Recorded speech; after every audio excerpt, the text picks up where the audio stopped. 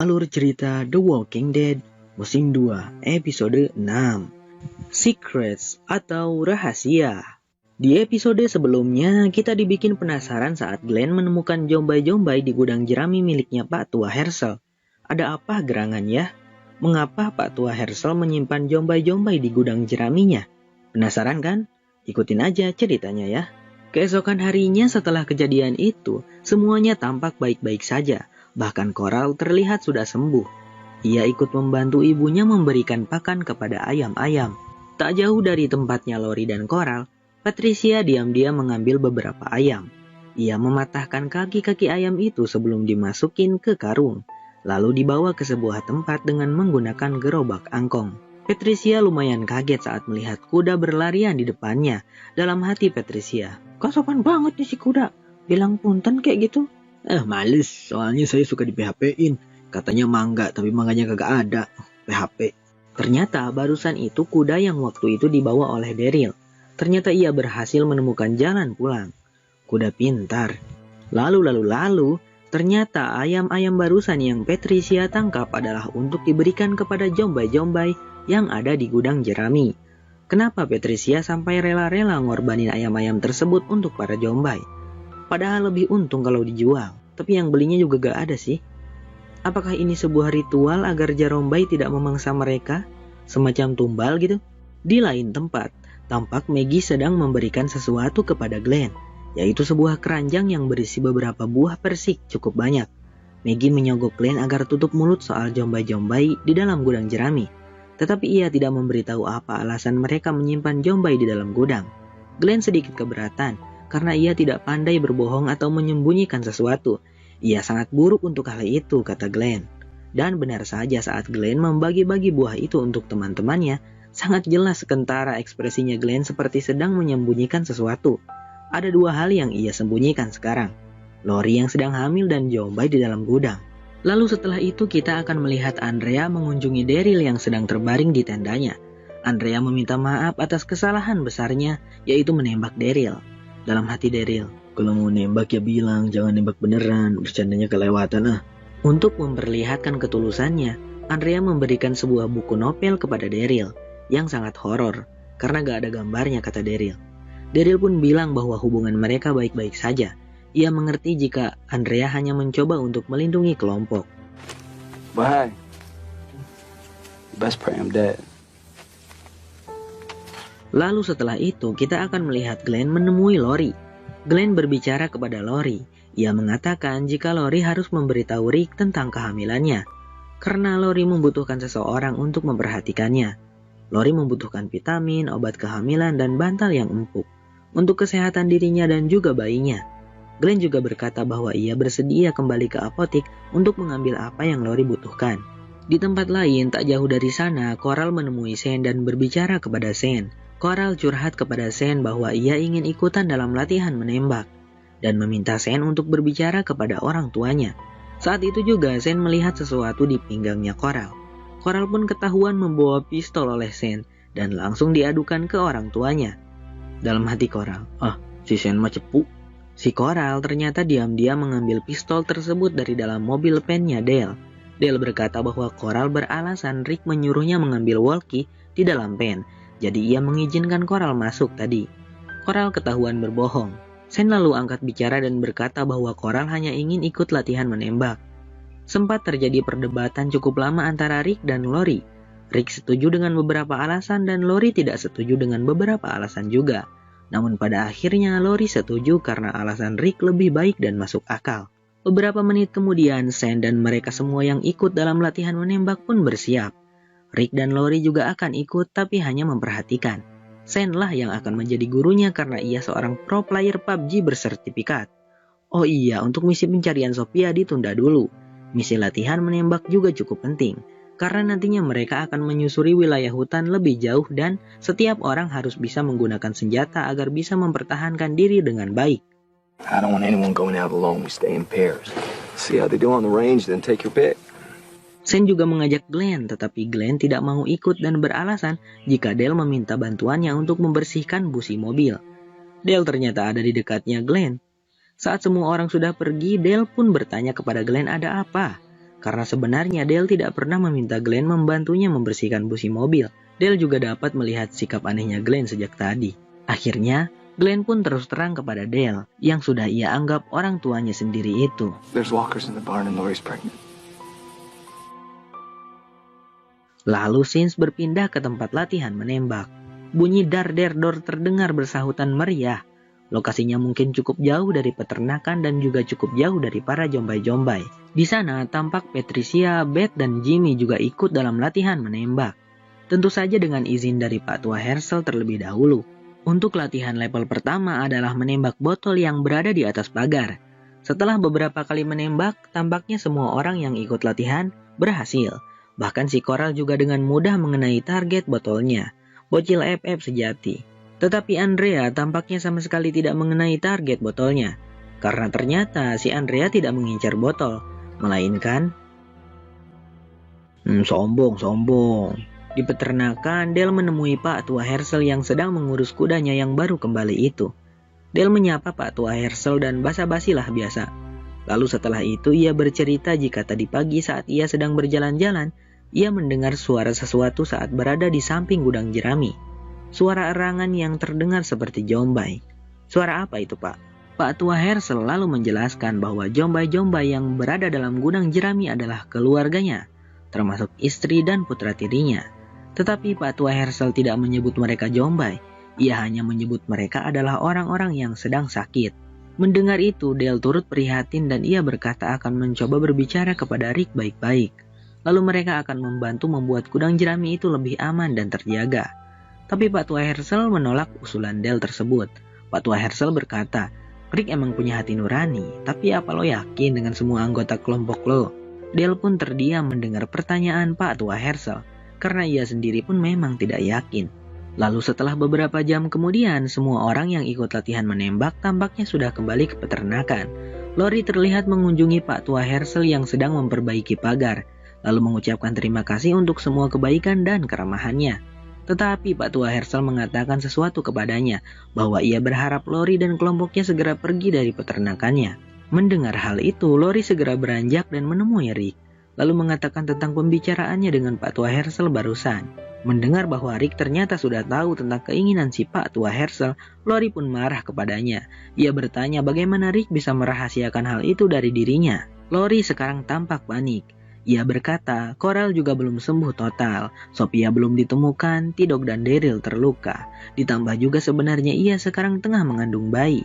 Mereka tidak bisa pergi dari peternakannya Pak Tua Herschel.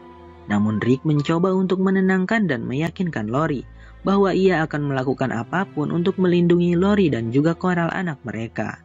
Lalu Sins berpindah ke tempatnya Andrea dan Shane. Mereka berdua belum pulang ke peternakan.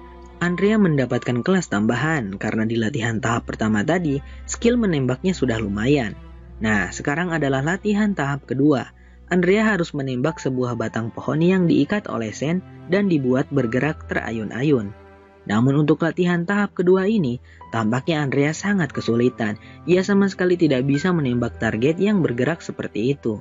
Shane menyuruh Andrea untuk fokus dan menghilangkan emosinya, tapi Andrea tetap tak kunjung bisa mengenai sang target. Shane terus mendesak Andrea, ia ingin membuat Andrea seakan-akan sedang berada dalam situasi berbahaya, dan sekaligus memancing emosinya Andrea. Namun sepertinya Shane kelewatan, sehingga membuat Andreanya pundung dan pergi pulang ke peternakan dengan jalan kaki. Shane pun meminta maaf pada Andrea, ia menjelaskan alasannya mengapa memperlakukan Andrea begitu. Tapi ia sudah kelewatan, Shane mengaku salah. Lalu Shane berkata jika ia mendapatkan sebuah petunjuk tentang keberadaan Sophia dan menawari Andrea untuk ikut. Shane akan membawa Andrea ke suatu tempat yang dibicarakan oleh Jimmy tadi pagi. Di peternakan, tampak Dale sedang memasak daging. Saat itu juga ia melihat Lori yang tampak tak suka dengan bau dari daging yang tengah dimasak olehnya. Kemudian setelah selesai memasak, Dale pun menemui si Lori. Dale lalu berbicara dengan Lori. Ia sedikit curhat tentang mendiang istrinya saat hamil dulu. Mendiang istrinya itu akan sangat mual ketika mencium bau daging yang dimasak. Padahal ia sangat menyukai daging. Mendengar perkataannya Dale, Lori bertanya apakah Glenn memberitahunya tentang kehamilannya. Dale tidak menyangkal hal itu. Ia berkata bahwa Glenn adalah anak yang tidak punya akal bulus untuk berbohong. Kemudian Lori pun mulai bercerita kepada Dale. Ia merasa bahwa bayinya tidak akan bisa mendapatkan kebahagiaan di dunia yang sudah tak bersahabat ini. Lori tidak siap untuk melahirkan bayinya. Setelah berbicara dengan Dale, Lori pergi menemui Glenn. Glenn berpikir jika Lori akan marah kepadanya. Jadi ia meminta maaf kepada Lori karena telah memberitahu Dale. Namun ternyata Lori tidak marah. Ia hanya membutuhkan bantuannya Glenn. Tentang tawarannya Glenn tadi pagi, Lori meminta Glenn untuk mengambilkan sesuatu di apotik. Dan Glenn pun bersedia dengan senang hati. Tadinya Glenn akan pergi sendiri saja ke apotik yang waktu itu. Tapi ternyata Maggie ikut bersama Glenn. Apakah mereka berdua akan melakukan permesraan yang sempat tertunda di sana? Entahlah, kita lihat saja. Tapi sayangnya kalian tak bisa melihatnya karena selalu Bang Sam skip adegannya. Sepanjang perjalanan, Maggie terlihat dia membisu. Dan setelah usaha Glenn yang terus-terusan bertanya tanpa henti, akhirnya Maggie pun mau bicara. Maggie berkata bahwa Glenn sudah mengkhianati kepercayaannya. Dan sekarang Pak Tua Herschel ayahnya marah besar kepada Maggie. Dari mana Pak Tua Herschel tahu? Oh iya, feeling orang tua. Glenn pun meminta maaf kepada Maggie. Maggie berkata bahwa mereka yang ada di dalam gudang jerami itu bukanlah jombai-jombai, melainkan keluarganya. Ia juga tak suka saat Glenn menyebut mereka jombai. Tak lama kemudian, mereka berdua sampai di apotik yang dituju. Saat Glenn memberitahukan barang pesanannya Lori, Maggie terlihat... Namun Maggie tetap membantu Glenn untuk mencari barang-barang pesanan si Lori. Dan saat itu juga, tiba-tiba ada seekor jombai yang memegang tangan Maggie, lalu berusaha memakan Maggie. Maggie yang rewas bercampur sieun langsung berteriak dan meminta pertolongan kepada Glenn. Glenn yang mendengar teriakan Maggie dan melihat sang pujaan hati tengah berada dalam bahaya, tentu langsung bertindak. Ia mengambil sebuah papan lalu menghantam leher si jombai dengan papan tersebut sampai sapat. Enggak sampai sapat juga sih, masih nyambung kepalanya. Tapi apa papannya setajam itu? Atau apakah leher si jombai yang terlalu lemah? Melihat si jombai masih bisa bangkit, Glenn pun membacok kepala si jombai. Dan terus membacoknya berkali-kali meskipun si jombai sudah terkapar. Tentu Glenn akan sangat marah saat pujaan hatinya disakiti. Glenn lalu memeluk Maggie dan menanyakan apakah Maggie baik-baik saja. Untungnya Maggie tidak kenapa-napa. Scenes berpindah ke Sen dan Andrea. Mereka berdua tampaknya mengunjungi sebuah kampung modern. Mungkin maksud Bang Sam kompleks perumahan. Mereka berpikir kemungkinannya Sophia berada di kampung modern ini. Sen dan Andrea pun mencoba mencari Sophia dari rumah ke rumah. Namun mereka hanya bisa menemukan mayat-mayat yang sudah membusuk. Bahkan sudah ada yang berbentuk tulang belulang. Tidak ada Sophia di sana. Lalu naasnya di sana juga terdapat Jaro Rombai yang langsung mengejar mereka berdua. Sudah dipastikan Sophia tidak ada di kampung ini. Mereka berdua kembali ke mobil. Tapi di sana terdapat beberapa jombai yang menjaga mobil. Dari arah jalan juga beberapa jombai tampak akan mendekat. Sen menyuruh Andrea untuk menghabisi jombai-jombai yang akan mendekat. Sementara ia akan membersihkan jombai yang ada di sekitar mobil. Tetapi tampaknya tembakannya Andrea tidak kena-kena sama sekali. Hingga ada satu jombai yang sudah semakin dekat dan hampir mencapai Andrea. Ia meminta tolong tetapi Sen membiarkannya dan menyuruh Andrea untuk fokus. Lalu saat jombai tersebut akan menyerang, Andrea menembak si jombai tersebut tepat di kepalanya. Tentu saja kena karena itu sangat dekat. Namun sejak itu juga, Andrea mulai menembak dengan tepat sasaran. Ia berhasil melumpuhkan beberapa jombai di depan sana. Andrea mulai bisa berkonsentrasi dan fokus, sampai-sampai ia mengabaikan Sen yang menyuruhnya untuk naik ke mobil. Kembali ke peternakan, Glenn dan Maggie tampaknya baru kembali. Namun Maggie dengan tergesa-gesa ia menghampiri Lori lalu sambil marah-marah ia memberikan barang pesanannya Lori, yang ternyata salah satunya adalah pil Aborcide. Maggie mengatakan itu dengan keras-keras, namun untungnya tidak ada orang di sekitar sana. Maggie mungkin sangat marah karena ia tadi hampir saja akan dimakan jombai. Glenn yang khawatir mencoba menemui Maggie dan meminta maaf kepada Maggie. Seharusnya ia pergi sendiri saja tadi, ucap Glenn. Namun ternyata bukan karena hal itu Maggie marah. Alasan ia marah adalah karena ia tidak ingin lagi kehilangan orang yang dia sayangi. Apa itu artinya Maggie menyayangi Glenn? Maggie tahu jika Glenn adalah seseorang yang pintar, pemberani, dan berjiwa pemimpin. Namun teman-temannya Glenn hanya menjadikan Glenn sebagai alat saja. Saat ada Jombay di sumur, Glenn yang jadi umpan. Mengambil obat di kota, Glenn yang disuruh. Semua hal yang berbahaya dilakukan oleh Glenn, dan Maggie tidak suka itu. Setelah pembicaraannya dengan Maggie, Glenn menemui Lori. Ia menjelaskan bahwa Maggie tadi hampir dimangsa oleh Jombay. Itulah alasan mengapa dia marah. Lori meminta maaf karena telah meminta Glenn mengambilkan sesuatu untuknya. Namun Glenn bilang tak apa. Ia yang menawarkan tadi. Glenn juga tadi sempat mengambil vitamin kehamilan dan memberikannya kepada Lori. Siapa tahu Lori nanti berubah pikiran, katanya. Kan Lori sekarang akan berniat menggugurkan kandungannya. Lori bercerita bahwa sekarang ia bingung untuk menentukan pilihan. Lalu Glenn berkata ia tak bisa memberitahu Lori harus memilih apa. Akan tetapi Glenn meminta Lori agar sebaiknya tidak menentukan pilihannya sendirian.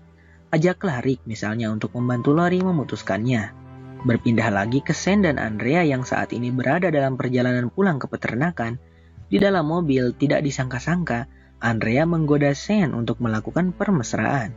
Lalu mobil pun berhenti dan ya ternyata prestasinya Shane masih bertahan sampai saat ini. Ini prestasi yang gak boleh ditiru ya guys. Prestasi yang gak baik. Lalu Lori yang masih berada dalam tendanya tampak kebingungan.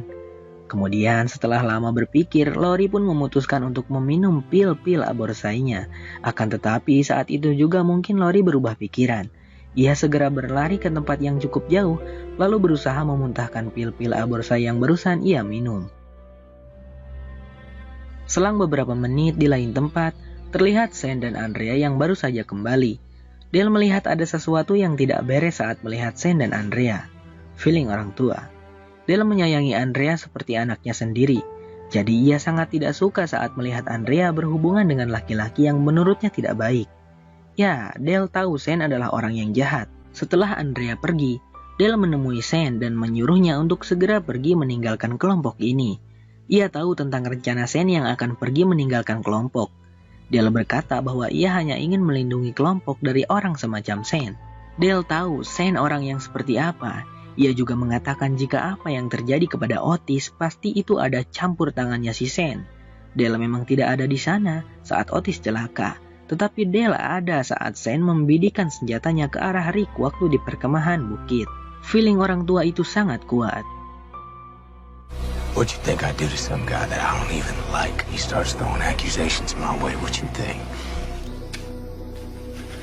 Bang, bosan aneh ngedenger ente bilang feeling orang tua. Tapi emang bener kan? Iya sih, tapi... Dah, Dundun duduk manis aja. Lalu di tempat lain, Rick tampak baru saja kembali ke tendanya. Entah kemana aja si Rick dari tadi baru kelihatan.